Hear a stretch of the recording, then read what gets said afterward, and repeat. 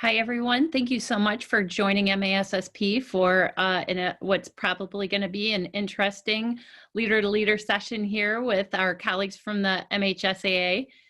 If you would, just introduce yourself in the chat. And if you could just say your name, what school you're with, and what your role is at the school, that would be fantastic. Wow, look at that. We're kicking off with a bunch of athletic directors, Mark. I thought they were going to be my people, but.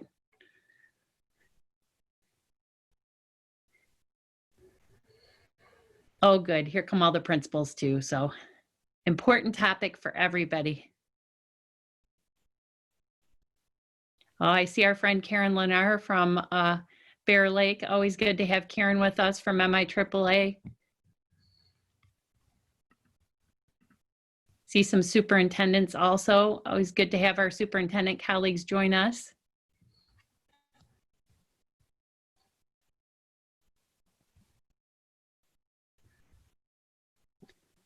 Good representation from the Upper Peninsula.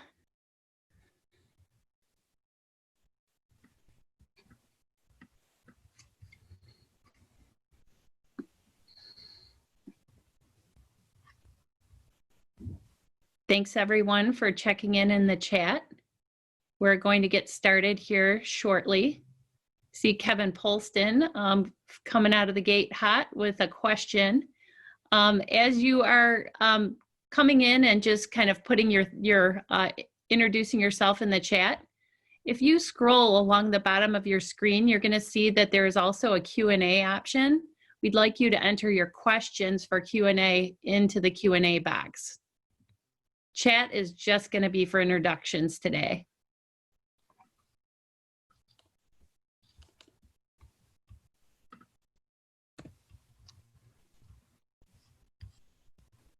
All right, everyone, just to honor everyone's time, we are going to go ahead and get started today. We appreciate everyone taking the time at such a busy, crazy time here at the start of the school year. And many of you just started school back this year, and now we're up and running with athletics. So we thought it would be fantastic to be able to have Mark Ewell from the MHSAA join us to kind of go through where we are now, what the new rules of the game are. And as we start to do that, we do always put up this disclaimer slide, and we just want everybody to know that this webinar is going to be recorded and posted. So anything that a panelist says, or if we read your question in the chat, just know that that is something that will be recorded and has the potential of statewide or who knows, a viral ability for people to read or see what we're talking about at this session. So it's certainly not just an in-house discussion.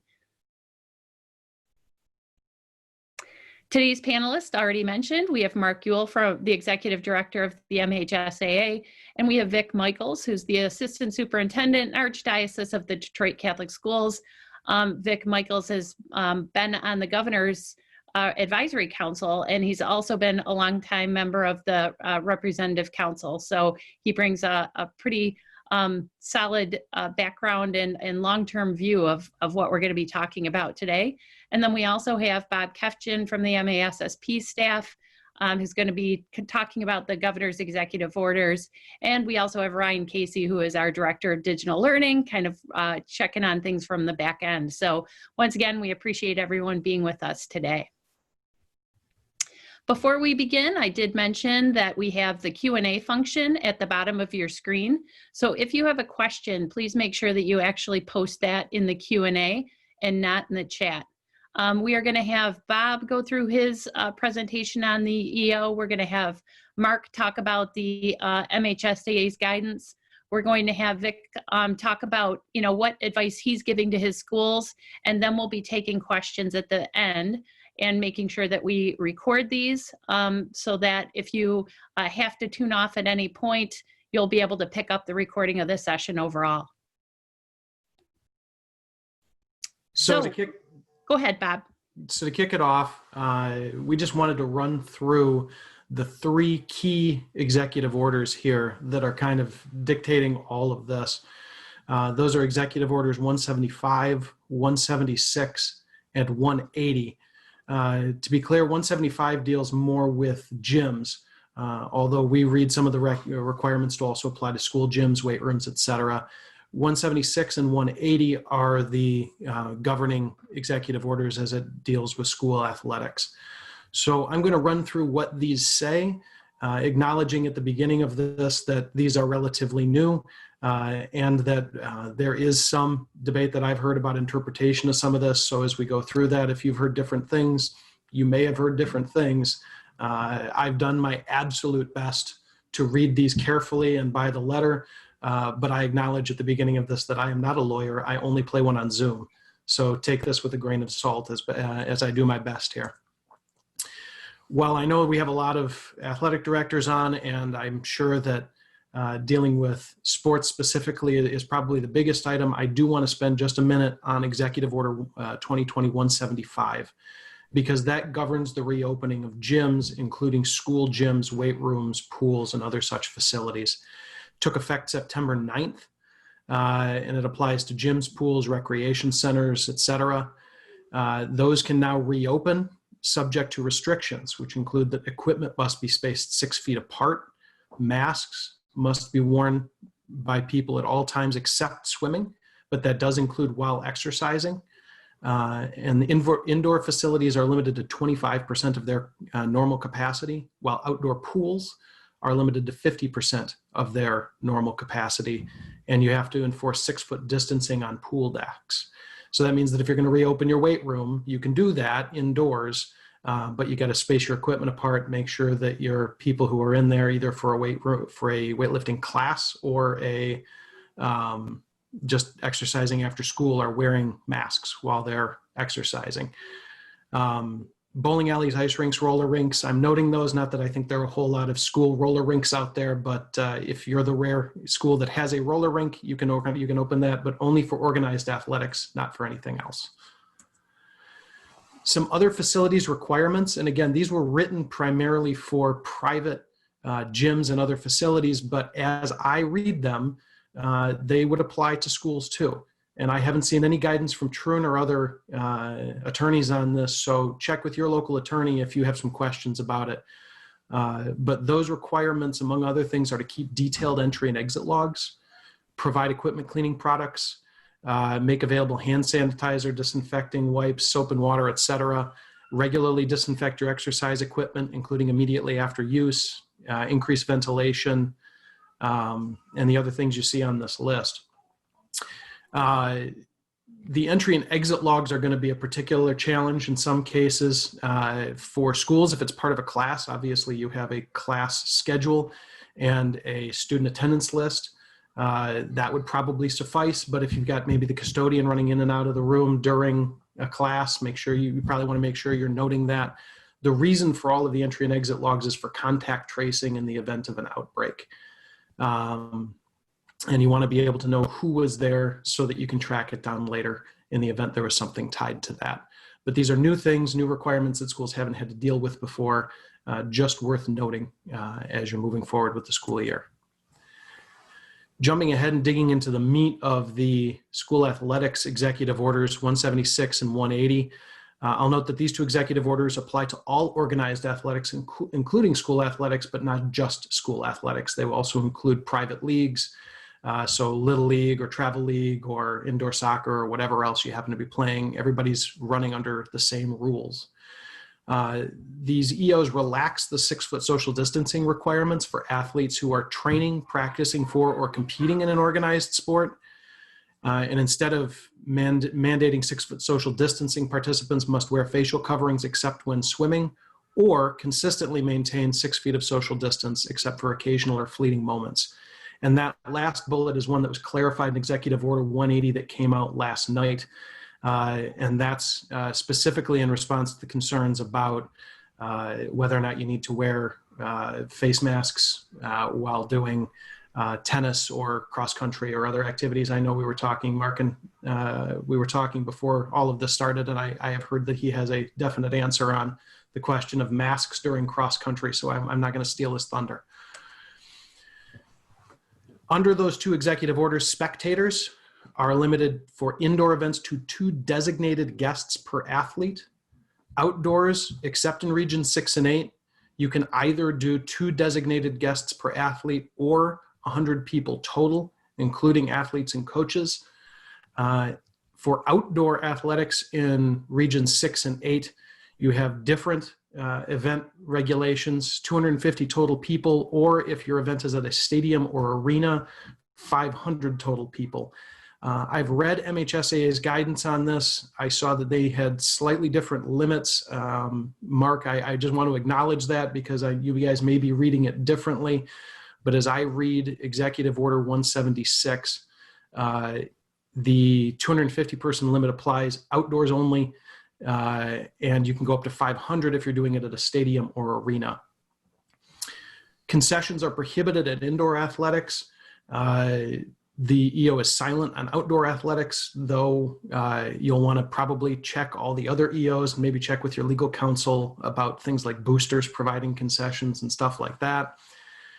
The EO says that sports organizers should follow guidance from the Department of Health and Human Services. Should, according to pretty much every lawyer I've talked to, means that it's something that is a good idea to do, but not a shall. So should follow guidance from DHHS, great, doesn't mean you absolutely have to.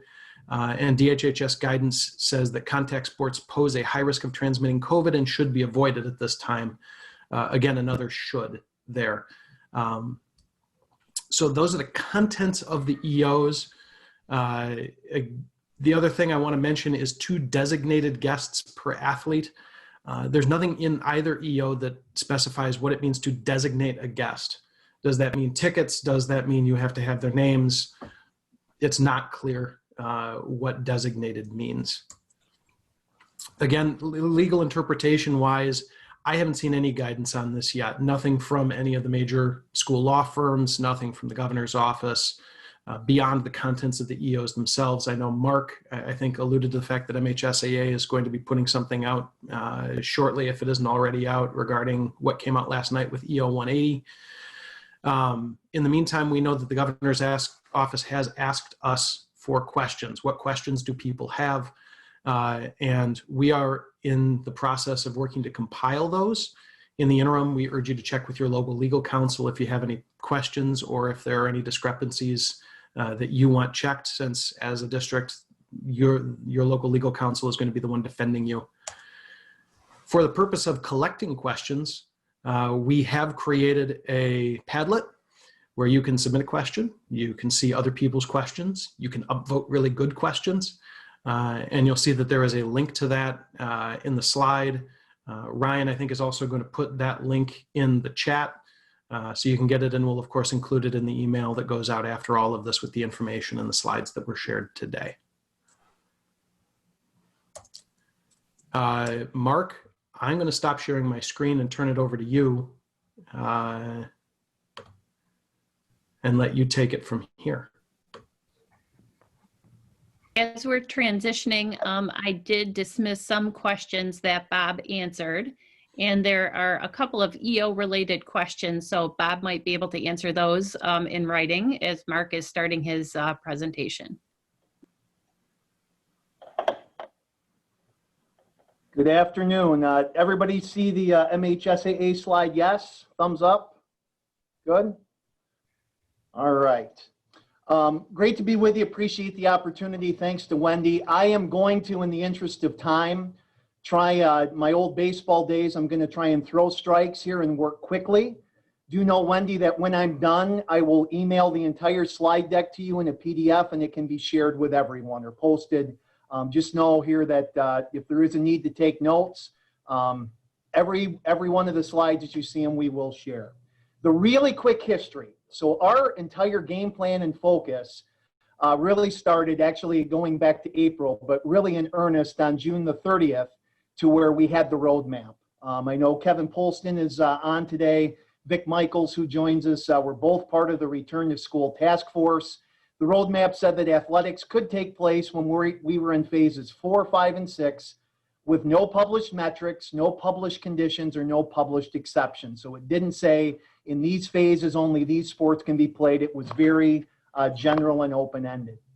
Our charge under EO 142, the roadmap, was to put together the guidance published by our association working with our national organization, the National Federation. Do know that the National Federation publishes all of the sport playing rules for almost all the sports that we sponsor. So what the Federation did, they made a number of modifications to playing rules for this year during COVID. So we put together that guidance, and that was our total focus for the month of July. On July the 29th, the Representative Council, which is our 19-member board of directors, it's comprised of superintendents, principals, athletic directors, and we even have Kyle Grant from the Department of Education sits on our board. So our 19 board members met, and we approved a phased-in approach for fall sports. That's all fall sports. In our conversations with the governor's office as well as with HHS, that included a conversation with Dr. Caldoun. They were well aware of the phased-in approach for all sports, and we got approval from both of those offices. Also know that it was on the 29th that we did put in some limits, tried to reduce the size of tournaments and invitationals, eliminated scrimmages, things of that nature. Well, the big curveball came the next day when Executive Order 160 was issued, became effective law on the 31st of July. And when it came to sports, the big curveball, which of course never came up in either of, in any of the conversations with the governor's office or HHS prior to July 30th, is it required social and physical distancing required at all times. Almost impossible to play football when you're socially distant at all times. Awfully challenging in soccer, in volleyball. So what this generated, and by the way, in 160, there was a small carve out for only professional sports. The Tigers, that's when Major League Baseball was getting started. And so that was the carve out so professional sports could start. By the way, 160 at the time also applied to all college sports. So Michigan and Michigan State, who at this time were still practicing football, were technically in violation of 160 because they were not being socially distant at all times.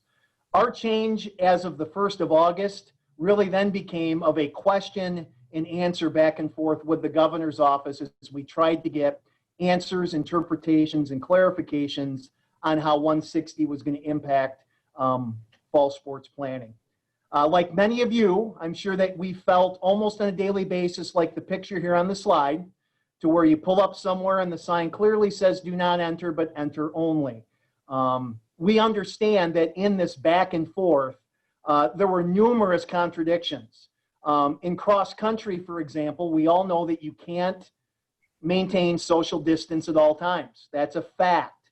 However, in the guidance we got from the governor's office, as we were given approval for those 3 sports, even though there'd be times where we couldn't meet the letter of the EO.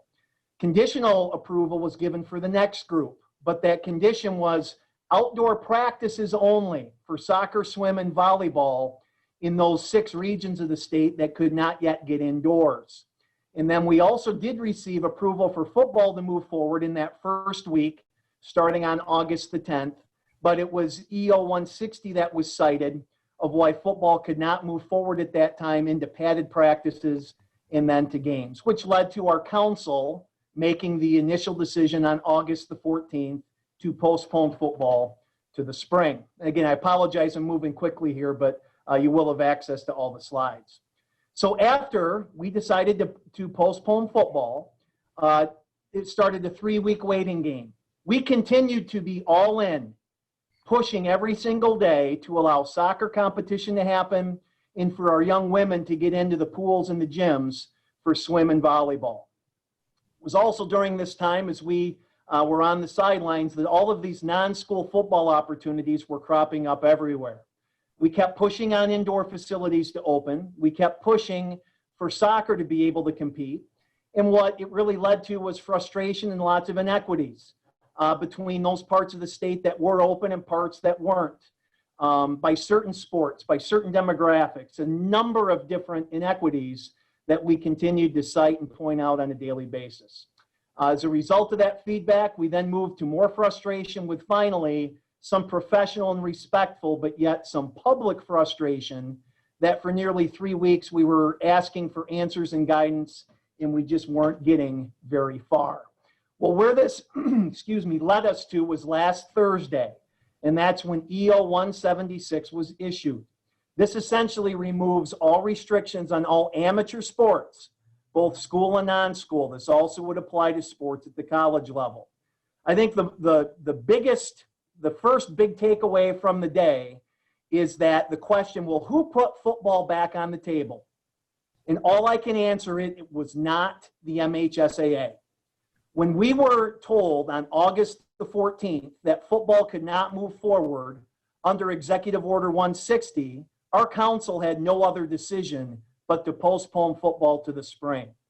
Over those 3 weeks, as we saw all of these non-school football opportunities become available, we continued to press because we were also told that once football was postponed, there would be a new executive order essentially prohibiting football for everyone, basically stopping non-school groups, which we were told we were not able to do under 160. So it was not our office that put the issue of football back on the table. I believe what they realized is they couldn't write an order that prohibited football for everyone, and because of that, that's the route they chose to take in 176. Well, when football was put back on the table, we now re-engage to say, okay, what are the guidance, what are the restrictions that we need to be able to do this and do this safely? So that's why last Thursday, our council could actually make a decision on football because 160 was no longer law, and under 176, it really became a call for the council. And of course, as of last Thursday, everything else was able to move forward. We need to talk about football for a minute. So why was the decision made back on August the 14th to postpone football? The easiest and shortest answer is Executive Order 160. You cannot have padded football practice and could not have football games when social distancing had to be maintained at all times. Long story short, EO 160. There was some uncertainty at the time because we had no football data from any other levels. The Big Ten had just postponed earlier that week. We got lots of feedback with ADs who supported moving forward with football, but there were lots of valid questions and concerns. The thing that I have learned most in COVID is that nobody wants to be first. I think you as leaders in your school district, nobody wanted to be the first to bring students back to campus or to have all face-to-face. You want to see how it's going and what are some metrics in other places. But again, at the end of the day, it became moot because of 160. So what's changed in the last 27 days? First and foremost, EO 160, now replaced by 176 and 180. As I said, allows all sports, football included, to move forward. It's important to know, as we've heard over and over the last 6 months, that decisions need to be based by data and science. At my core, I am a numbers nerd. The most frustrating part of the last 6 months is that most of the data and information we've had to go out and independently get ourselves. If folks are under the impression that there's some magic red phone to my office or our building to where we're getting all this data and information from other government agencies and health agencies, that simply is not reaching us. Talking to some school superintendents, it's a very similar experience where to make decisions about when to open or being on the internet and finding out, well, what's Nebraska doing? What's Indiana doing? Rather than data that is being supplied with metrics for when decisions get made. 31 states are actively practicing and playing football games.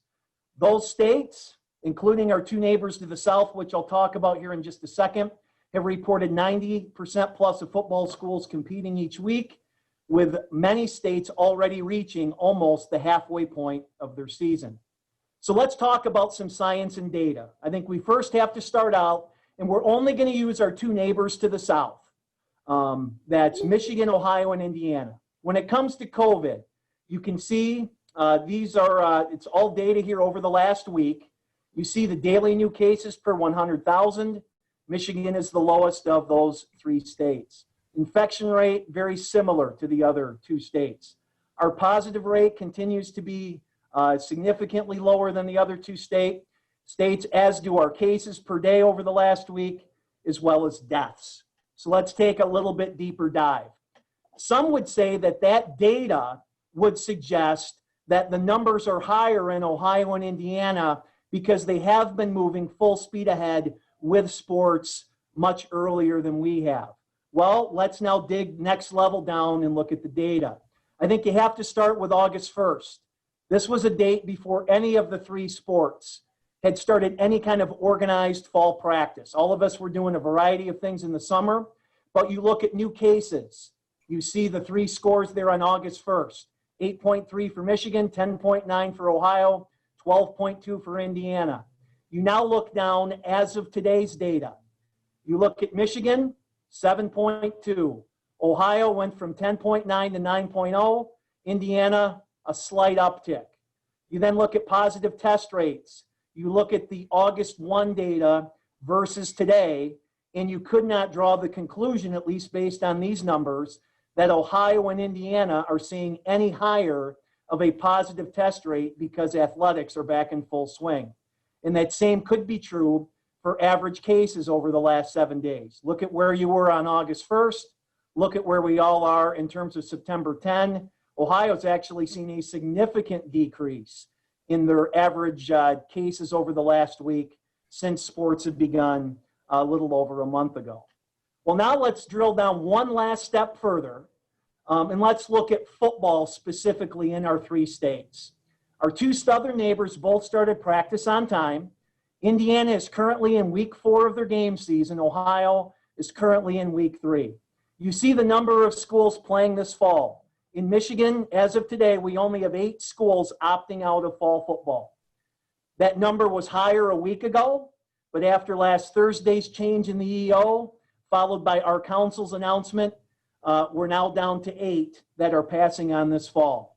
In Ohio, 709 schools are in, 17 opted out. And in Indiana, 311 are in and 9 are out. You see the percentages there at the bottom. It's important to know that Indiana is not that much different in size than Michigan and Ohio. It's just the model in Indiana is they have fewer schools, but they tend to be much larger, especially in the metro Indianapolis area. So just an aside there with the data. So let's really now take Indiana. Indiana by far has kept the best data in statistics, and we are going to be following this exact same pattern as we work our way through the season week to week. So as I showed you on the previous slide, Indiana's got 311 football schools that are in for the fall. You can see that over the first 3 weeks, the number of games actually played has increased. During week 1, there were 30 Indiana schools that did not play because they were waiting on some sort of board action. They were either waiting on their school board to give approval for football. In some parts of Indiana, we understand that they were waiting on a county health department approval for them to move forward. And then there were also some schools that had no opponent in that first week. You see the number of schools that were waiting action and had no opponent, that has shrunk in each of the first 3 weeks. So when you really get down to the fact of the matter, the number of schools that have been eligible and able to play each week, so their board gave them the go-ahead. There were no health department restrictions, and they had an opponent. Week 1, 281 schools were ready to go. As you can see, 266 of those 281 schools were able to play in week 1, roughly 95%. You see in week 1, there were 15 Indiana schools that could not play because of some sort of COVID-based quarantine. Whether those were positive cases on their team, whether those were teams that had to shut down because they had at least one player that had a close contact, a variety of different reasons. But you can see 95% were able to play, 5% were not. You then take it into week 2, you see the number of eligible schools went up by 20 schools, and you also see that the number of schools that played went up 16. So almost 94% played week 2, 6% could not play week 2 because some sort of COVID-related reason. I think the good news here is you then look in week 3, The number of eligibles went up, and the number of schools able to play also went up. So last week in week 3, 96% of Indiana schools could play.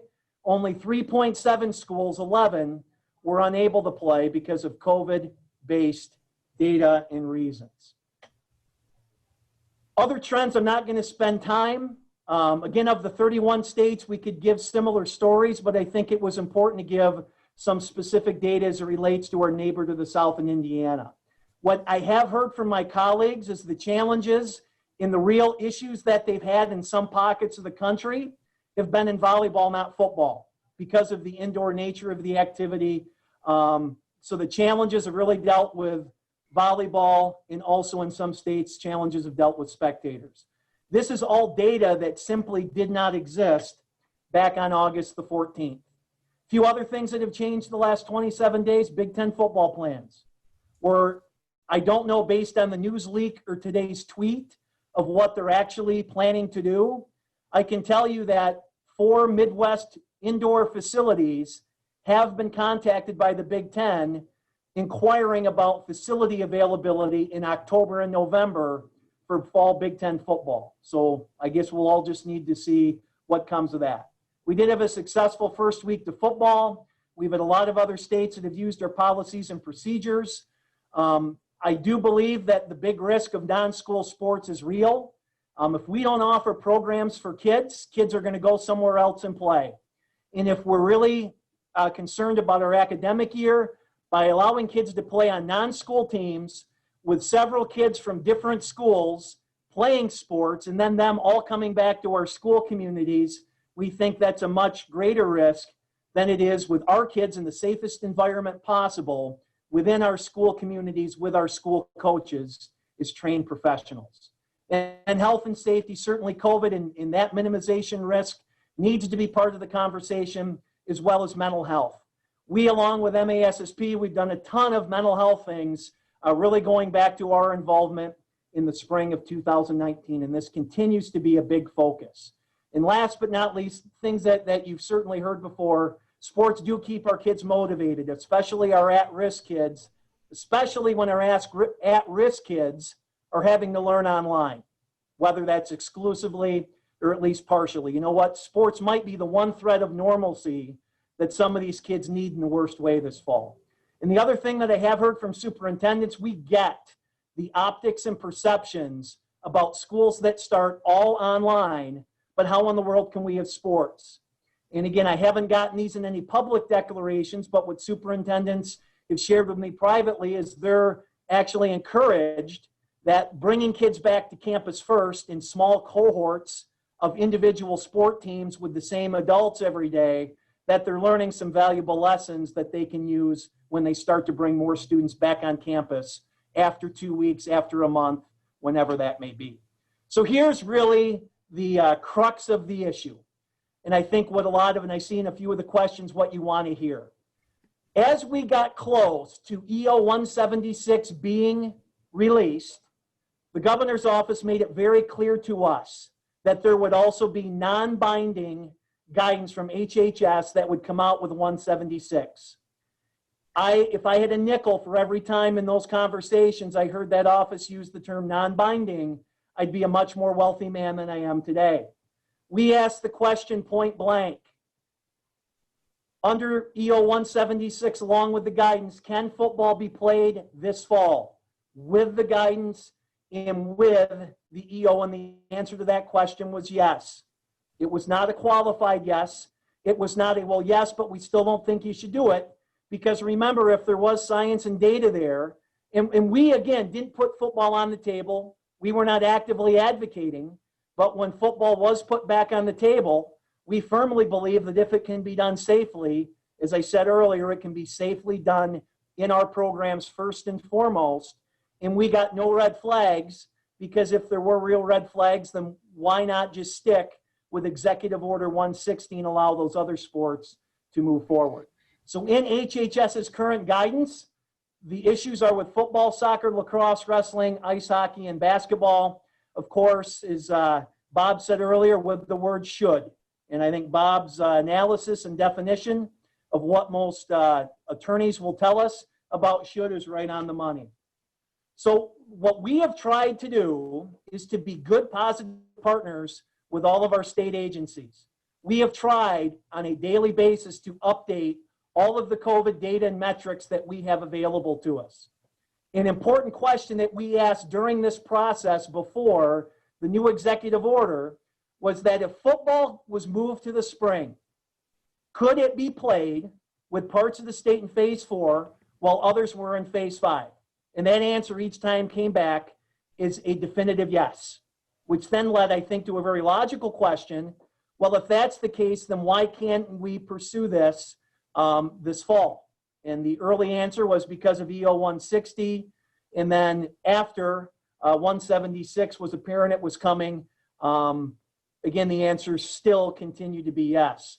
Spring football would have included a number of challenges and hurdles, especially the further north that you go in our state. Many of the earliest states that did move football to the spring were in New Mexico and in California. And certainly their climate gives them a lot more options than what we have. I guess, and I've tried to be very factual today. We take responsibility for decisions that have to be made, just as many of you in your districts are. I think that the one thing that is just challenging for us is you gave us a yes in 176. I've heard Governor Whitmer speak in the last 24 hours at least a half dozen times, and the issue of high school football has come up. And in every single one of her responses, the answer has been yes. It has been supportive, but with measures of risk minimization and safety measures in place, which we have been willing to do since day one. And if any of your districts are looking for these video clips, if you've got board members or others that would like that information, we would be more than happy to provide that. And one frustration that we continue to have is HHS guidance, because it's conflicting. And let me just show you one such example. Is we've tried to work through the mask issue for the last week, which has been the most challenging issue that I've had in my almost 20 years at the association. It dealt with masks in the EO, to where it was very clearly stated under 176 that masks were required. And what we have been told over and over and over again is follow the EO. Well, as of yesterday on HHS's website, under their FAQs, under face coverings, I will read, because it's not real big, the shaded yellow. It still says a face covering is not required while exercising indoors or outdoors if the face covering would not interfere with the activity. So this was their guidance at the same time where an executive order gave the complete opposite guidance. So, and I understand we're in a pandemic and everybody is trying to do the best they can with the most recent information. We have continued to press our partners for that science and data. Let us be the mouthpiece. And like I said, we were at a point back on the 14th under the current law that we were ready to move football to the spring. And it somehow, through that executive order, was re-entered into the equation. And again, we have been pushing for the data on what they have to where there is a recommendation against it at this time. And other than the citation of 30 reports and a variety of both school and not school programs in the last 2 press releases, we just haven't gotten any of that data back. So here's the deal on masks. And this is as of this afternoon. And our athletic administration officials will receive emails before the end of the day that clearly states that Executive Order 180, issued at 6:30 last night, does not require masks for athletes in cross country, golf, tennis, and swim. And the guidance that we're giving is in those 4 sports when kids are in active participation, no mask should be required. However, as kids are walking out to the cross country course, or kids are walking out to their starting hole in golf, or a swimmer who has 5 events before they swim again and is just standing on deck, in all of those situations, a face covering should be worn. But for those athletes involved in active participation, EO 180 does not require masks in those 4 fall sports. There are 3 sports to where masks are required for students, and that is in football, that is in soccer, and that is in volleyball. This is in Executive Order 180. As it stands right now, there are no waivers or medical opt-outs in the order under organized sports. And that is currently our answer. We do not have the ability to waive the face mask requirement because the EO is not ours to modify, change, or ignore. So what we're going to continue to do, and what this one of my last slides says, is we're going to follow the law. And we're going to continue to do that through the fall, through the winter, and the spring. And as EOs change and get modified, we're going to communicate just as quickly as we can do that. Our mindset going back to early April has been that we are going to take things on a week-to-week basis, that we're going to follow the data. And if we have to go out and generate our own data, so be it. And we continue to take any data that is shared with us by HHS, local health departments, as well as the state government, that we are able and willing partners in this endeavor. I do have to share this. This morning, I received my first email from HHS since the pandemic began back in March. I've had a conversation with Dr. Caldoun. There's been a couple other phone calls that we've generated, but the first email that we've received since the pandemic started was this morning from HHS, and it dealt with the EEE virus. So it's a little bit frustrating when we have been seeking information, data, details, in that the first outreach that we do get from that office was not COVID related, but it was the EEE, not minimizing EEE in any way, shape, or form, but that's just been one of the challenges as we've tried to navigate this process. I know that not all of our schools like the position where we've ended up today, and we understand that. Just know that we try to be a membership-driven association, and we'll continue to work with all of our member schools, whether you currently agree or disagree with where we're going. If nothing else, we'll continue to be open, we'll continue to be transparent, we will continue to communicate, and as things change, we'll continue to try and be nimble as we can. And as I said, there's my contact information. My email is quite simple. It's just mark@mhsaa.com. As you can imagine, the email traffic I've been getting the last month has been interesting, to say the least.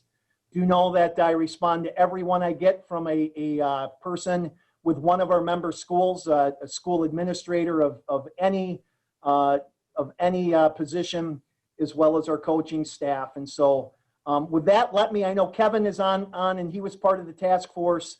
Let me just hand it off to Vic, who is the secretary treasurer of our board, the council. If Vic has anything else to add here from that perspective, and then Wendy, with your blessing, we'll maybe then go to the questions next. Yes, thank you so much, Mark. And I just really admire what you're doing and your ability to take questions and be open and be out there, because I'm absolutely sure that your life has not been in balance the last couple of weeks. So thank you so much for your time. Vic, so I know that because I've had a long time, both personal and professional relationship, known you a long time.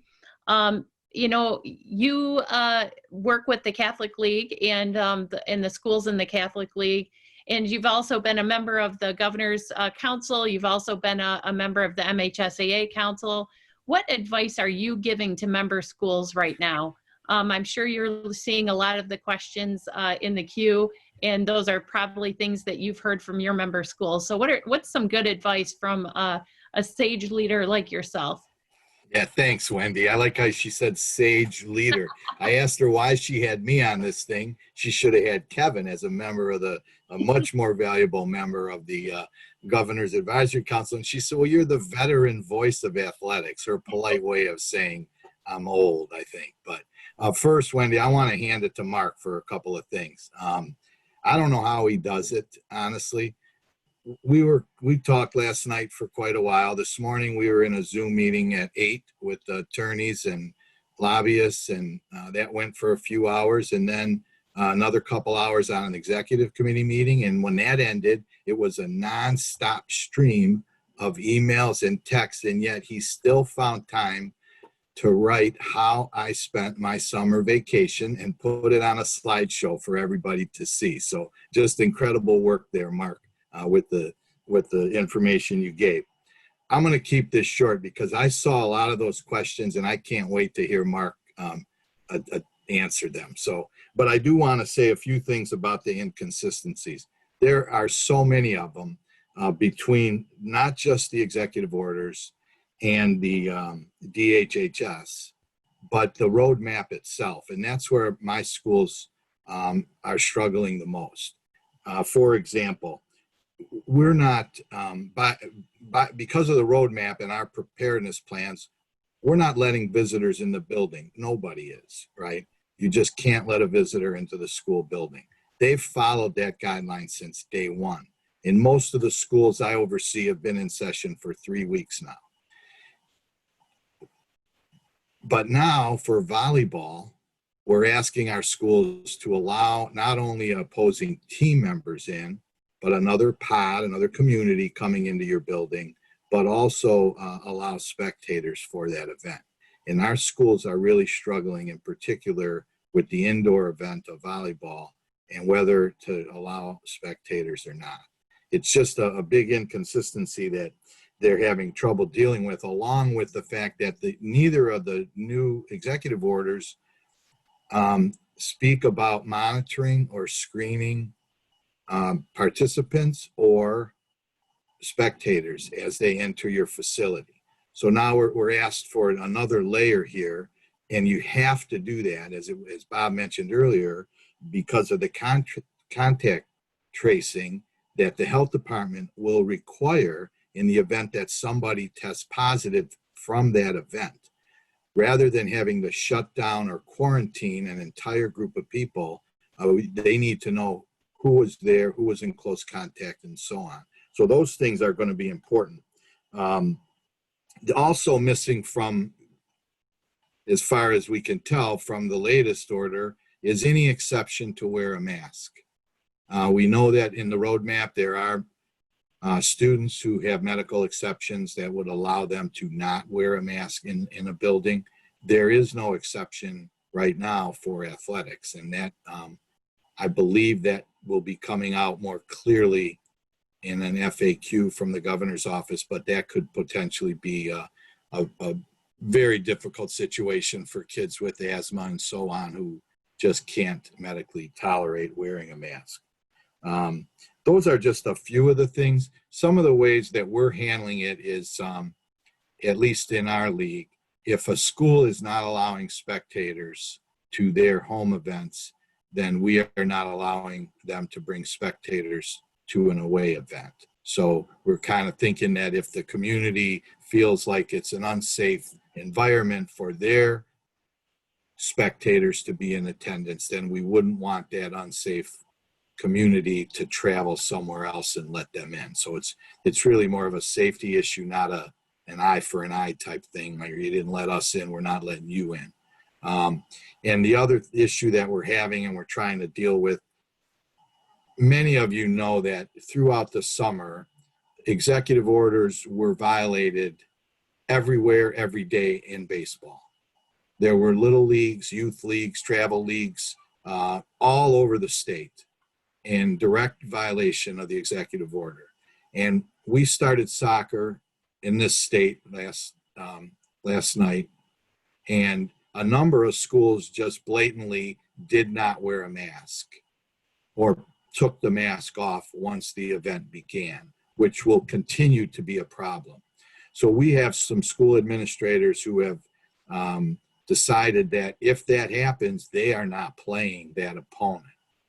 And I believe the MHSAA will, and Mark will clarify this, will rule that a forfeit for the team that refuses to wear the mask or shows up not wearing a mask. So those are just some of the issues that we're dealing with and some of the inconsistencies.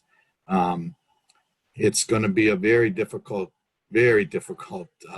fall and the winter if things stay as they are for winter sports. I know we haven't even touched on those yet. will just be even more difficult. And hopefully we get a good barometer here on how things go.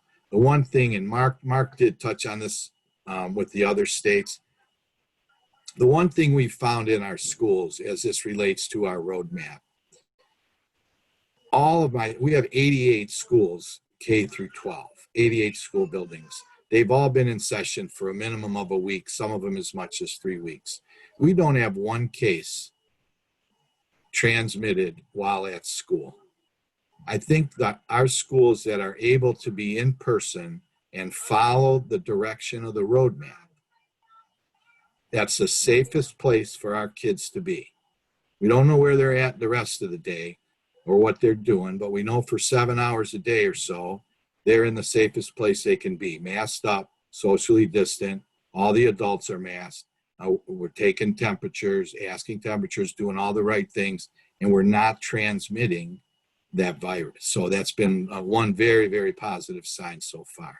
So a lot of good questions in that Q&A. So I want to jump right into them. And can I ask the first one, Wendy? Yeah, I was, before you do that, I was just listening and thinking about what you were saying and remembering my days as an athletic director and thinking, you know, it's so important if you can get consensus within your league. And that if you can get, you know, when I was the athletic director in the Macomb area conference, if you can get, you know, consensus within your league and, you know, set the expectations at your own school that this is how it's going to be here and this is how it's going to be when we play anyone else in our league, it just makes such a big difference. And I realize that, you know, can be really challenging, but it really would make people's lives easier. No, you're right, Wendy. Because of that, we instituted a mobile ticketing app for all of our schools. It is a little fee for that. It's about 70 cents more per ticket, but it does allow each school to regulate how many tickets they give to the opposing school. And it also allows for contact tracing, because when you purchase the ticket, you have to answer the questions that are relevant to the COVID screening, the monitoring form. So it's kind of an all-in-one type of thing. And all of our schools that are doing that. Great. And yeah, Kevin, I'll provide that. I'll send all the contact information also for that. So Good. Well, you go ahead and kick off with the first question. well, I got a question because we spoke all day and I didn't get a true answer to this one. I want to know about football shields. Mark, I saw it in the Q&A. In many schools, there's two things. There's two ways they're purchasing them. One of them is kind of an extension of the normal shield that you see on all the helmets. And the other one is an actual cloth mask that is sewn in or strapped into the helmet. And I know this is a problem because of the mouthpieces. That was one of the reasons why masks were such a problem in football. But Mark, what's the decision on those?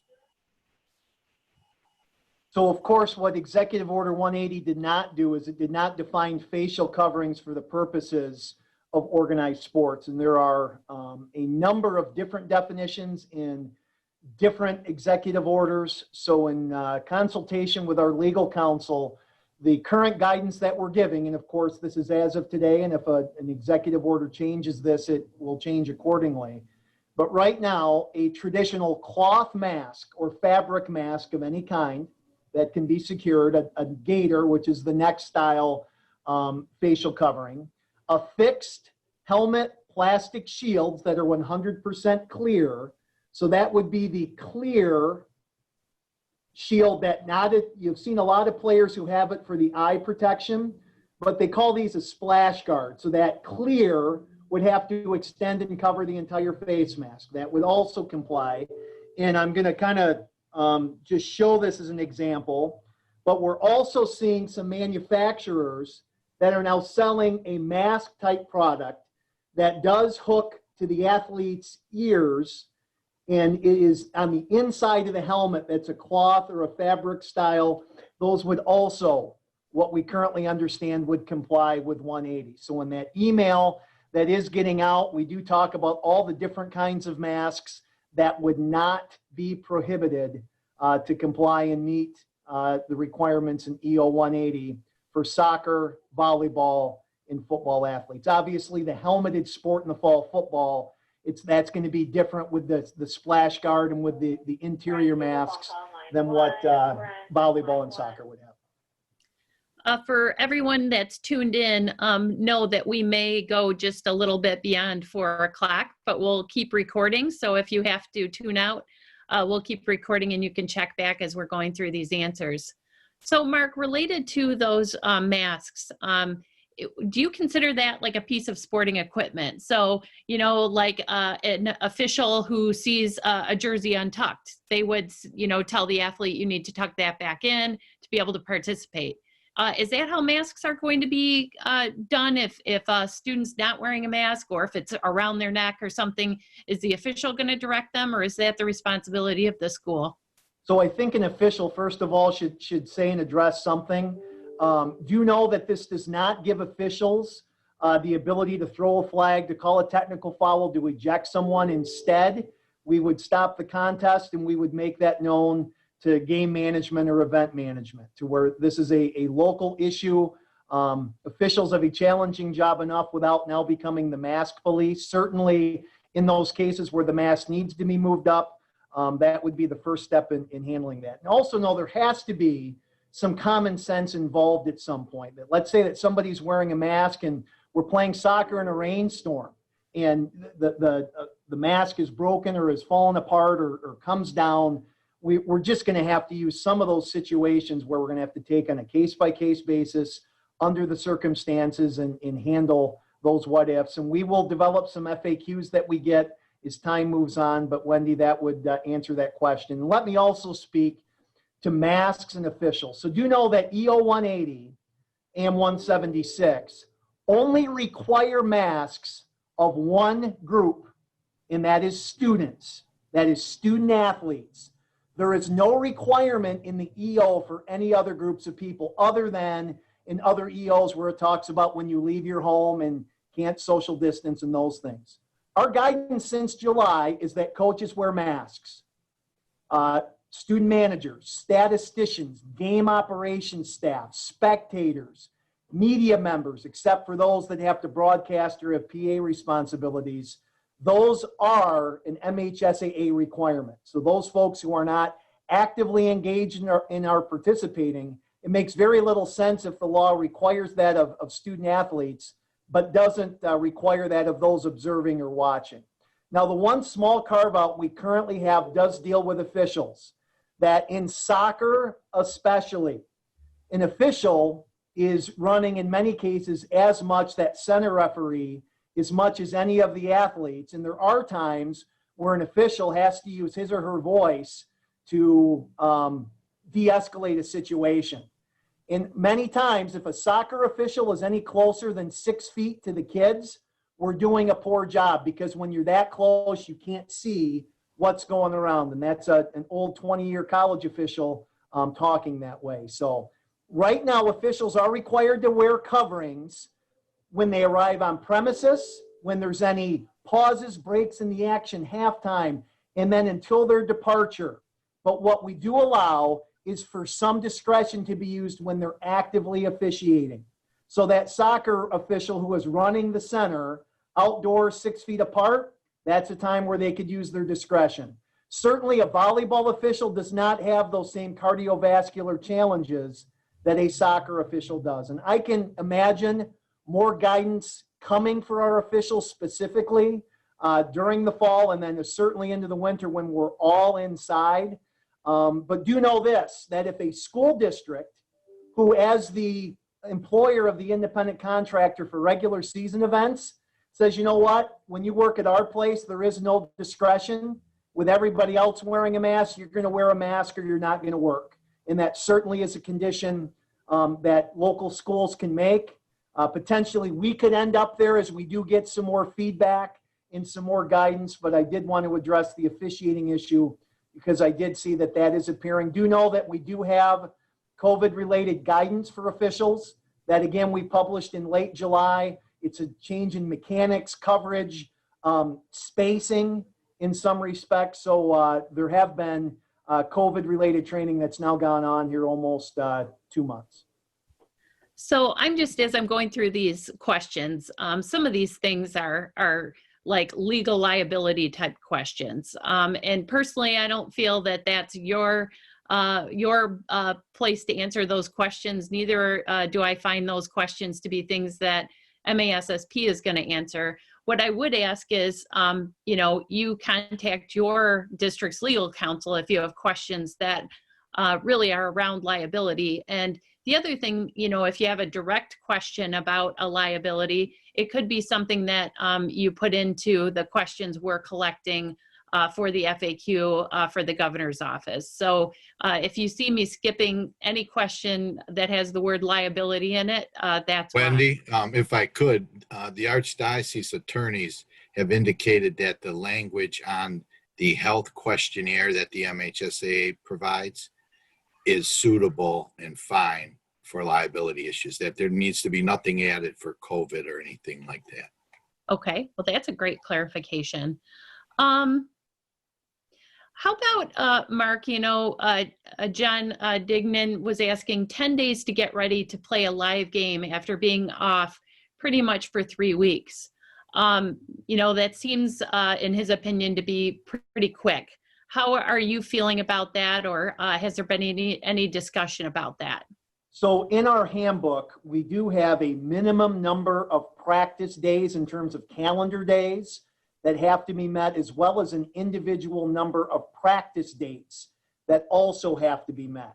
And with us getting in a week of helmets only practice, counting those calendar days and practice dates, along with starting this week, Tuesday, the day after Labor Day forward, to when schools could potentially play next Thursday, next Friday, or next Saturday.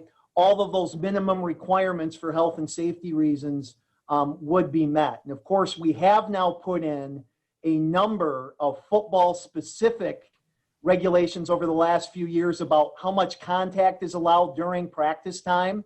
And truth be told, in those allowances, staying within those contact parameters, which all came out of concerns and minimization with concussion, everything that we're hearing from both coaches and administrators is this is about the right time to get the proper work in, to get the proper preparation in with still staying within the contact limits so that contests could be played as early as next week moving forward. We do have, I know, a few schools that won't be able to play next week because of some school positive COVID cases, and because they've been quarantined through the end of this week, they won't be able to play week 1. So we do know that there's going to be some local decisions and parameters that way too.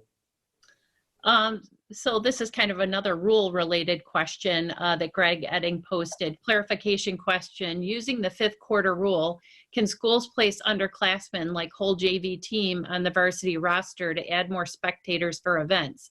I mean, of course, we hope that we just don't have, bad actors that are trying to circumvent the rules and make things difficult, but is there anything that could be done about that? It's hard to legislate ethics. I think that would fall under that category. And not only do we all need to follow the letter of the rule, but we need to also follow the spirit of the rule. And if I may, Wendy, can I just talk briefly about, so let's talk about football specifically in participants and what that means for spectators, because I think that's a question we're often getting. So right now, because we're an athletic association, there are 2 athletic programs that are directly connected to football games. And those are football players and those are sideline cheerleaders. As a former fine arts student myself, I understand that band, in dance teams, in POM, in student sections, in all of those groups are just as important as any of our athletic groups. But to follow the letter of the EO as well as the spirit, we are defining for those parts of the state in phase 4, participants in football are football players and sideline cheerleaders, period. While we'd love to be able to let bands in some communities, that would mean 200 more students, which would then mean 200 times 2 in terms of those spectators and extra people, which really works against the spirit of the regulation. Do you know when it comes to count participants, you may count coaches, you may count managers, you may count players, you may count kids that are in a uniform on the sideline that are injured, and you count sideline cheerleaders. You take that number times 2. So yes, the spouse of a coach is able to be there with one other person, because again, with football, we are outdoors. In many of our facilities, there will be more than enough room to space out the 2 people per player, per coach. So participant, we tried to include everybody associated with the team, football players and sideline cheerleaders. What we have been telling folks, and I've got a really good, if you're getting a lot of pressure from the band communities in your areas, just shoot me a quick email, and I've got a response that kind of highlights this, to where I think the time to have the conversation about bands, about dance teams, POMs, and even a student section is when we get into phase 5. I know some Upper Peninsula schools, because they do have in northern lower Michigan schools, they're able to go up to that limit, I believe, of 500. So certainly once they get their 2 parents per participant in, they're having those conversations about, okay, now could this lead to band and to other groups? But in phase 4, those are the 2 groups of participants. We are gladly being the bad person on that, to where we are excluding groups. But the reason we started with football and sideline cheer, those are the two groups that we cover with our insurance. They're the 2 groups that are administered by athletic departments, and that's where we started when we're in phase 4. So another thing related to all of that is, people asking, okay, so you get 2 entries and someone shows up carrying a baby. Got to use common sense. Or yeah. you've got a 2-person family and they've got 2 toddlers. And right. I think it's unreasonable to say, well, one of you have to go back to the car or stay outside the gate. Again, we know the letter and the spirit of the rule, and I think good administrators, certainly there are times where there are going to have to be some common sense and judgment calls. It's hard to legislate all of those slight variations. Good question, right. though. And similar to that is like, you're giving out you're only allowing 2 in, but then, your football stadium has fencing all the way around and people are standing out there, are you going to be shooing people away from the gate? So these are all things, like you said, just facility management that each individual, is going to have to kind of take into account and think about how they're going to address. I think an interesting question, and I don't know that we have an answer to this, but what's the threshold of COVID positives that would stop football in the state? Is there a number that you've been kind of thinking about? The answer is no. I'm sure many of you that are in district leadership roles would love to know what that metric is for when we make different decisions based on either your local plan or how that fits in with the roadmap. I do think that some of the data I shared with you earlier in the slides, which again, we'll get to you in that PDF, those are the metrics that we have to watch very, very closely. We have not yet gotten what those benchmarks are, whether that come from the governor's office or HHS. I think we've got at least some internal numbers that we think are going to be, very instructive. But yet the one challenge we have, Wendy, is we still have parts of our state that are in different phases. And some of my colleagues, the challenges where they're doing it on a county by county basis is the answer in one county could be different than in others. But again, we even to go out and find a lot of the data as it relates to activity and specifically football. And at least I hope I provided a window frame of within where those decisions will get made. Don't mean to punt, but that's just honest. Yeah. Last question. Are you aware of any other states asking parents or student athletes to sign a waiver of liability for athletic participation? So everything that by the way, that answer is all over in the country, to where there are some states that have created a new waiver in COVID times, and there's other states that have not.